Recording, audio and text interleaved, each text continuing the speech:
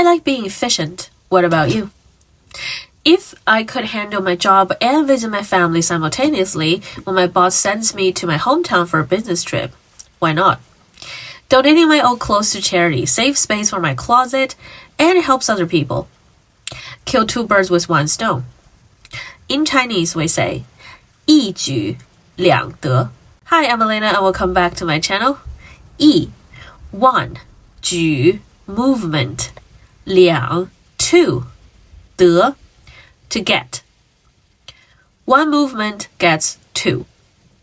So we usually use this phrase to talk about our plans.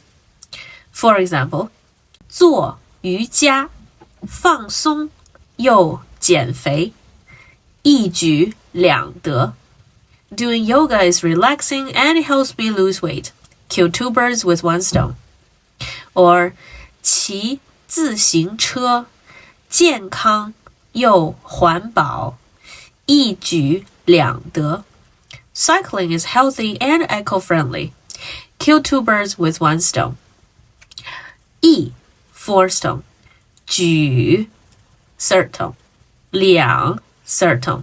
得 second tone.